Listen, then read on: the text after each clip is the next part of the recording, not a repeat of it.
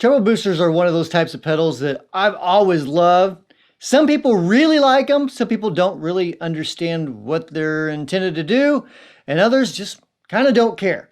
So if you love overdriven amp tones, I think you're really gonna love this type of circuit. First of all, I'm using the Bravado. It's cranked up quite a bit, not all the way up, but it is pretty dirty.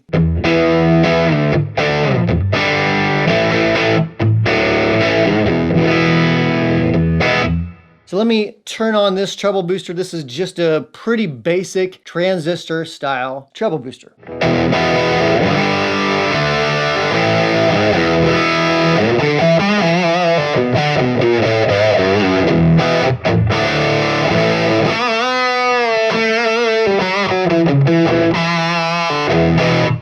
So really what it's doing is dropping off some bottom end, and it's keeping the top end intact. So it's not really boosting up the treble, but yeah, it kind of is. It's really actually kind of cutting the bass and boosting everything else up. So really it's more of a bass cutter.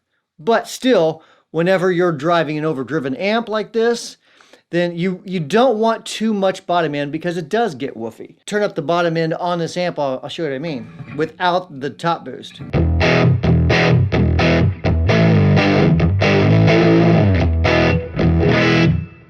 Just gets kind of woofy. So normally whenever you are overdriving an amp, one of the first things I like to do is actually take that bass right down on the amp itself.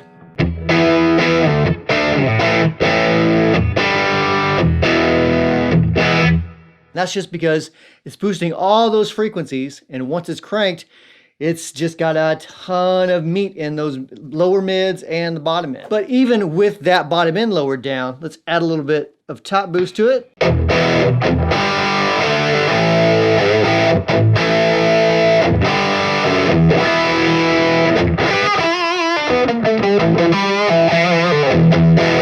So still plenty of meat there.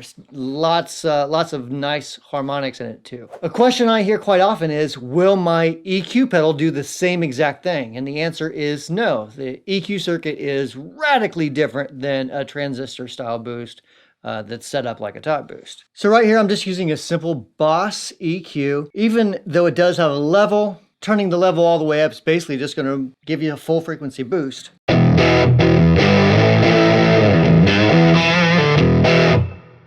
Not a bad sound, but you can hear it's still a little bit woofy in the bottom end. So if we try to cut the bottom frequencies, these are bass frequencies here, then it will get a bit better, but it's still not exactly the same.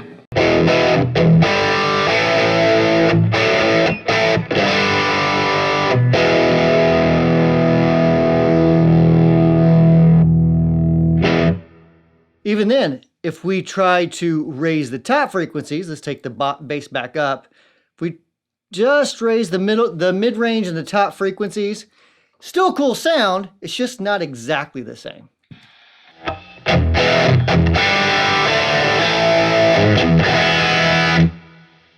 It's a bit chirpy, and it is a bit noisy as well. So using an EQ pedal with an overdriven amp, cool sound, still a good thing, just not the same. Let's take a deeper look at the EQ circuit in comparison.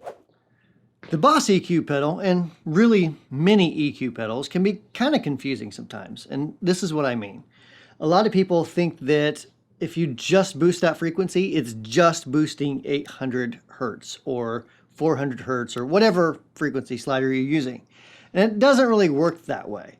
And whenever you boost these like that, so whenever you boost several different sliders, that doesn't mean that the frequency literally is flat here, squares up, and then goes all the way across.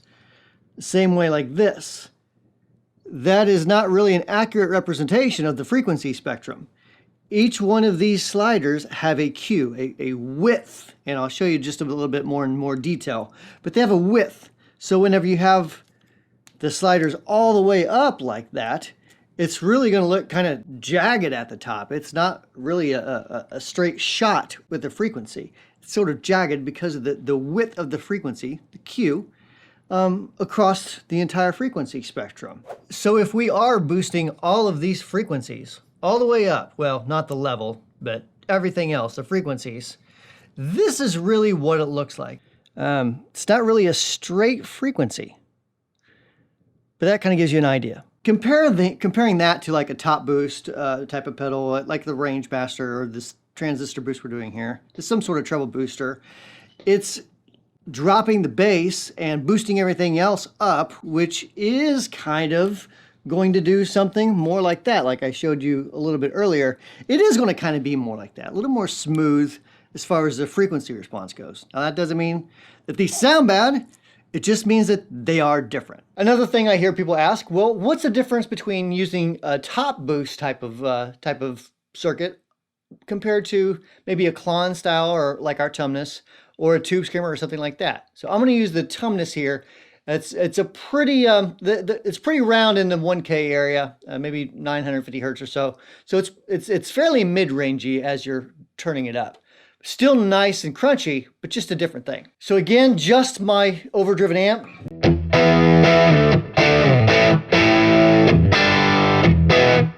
Let's turn the Tumnus on. You can kind of see my settings here. Gains at about 10, volume's up quite a bit. Treble, let's let treble about noon.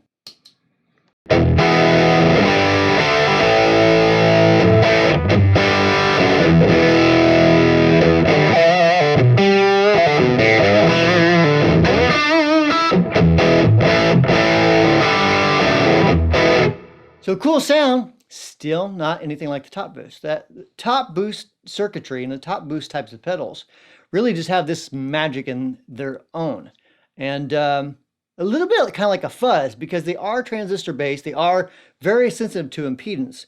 So whenever you use a buffer with that top boost circuit, before that top boost circuit, you're going to notice a difference in that as well. So right now, there is no buffer on. My boost again, my top boost.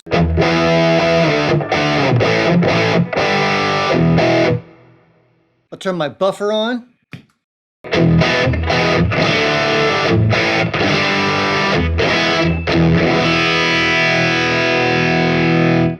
Off again.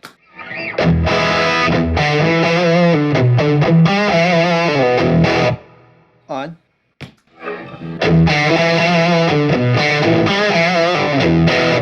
So as you can see, it's really interactive with that buffer. I'm not a big fan of using a top boost with a buffer before it. You might like it. I just like how it feels with the guitar into that top boost. And then if I want to use a buffer, I'll just use one after it. So thanks for watching this video. Let me know in the comments below what type of boost you like the best. Thanks for watching. We'll see you next time.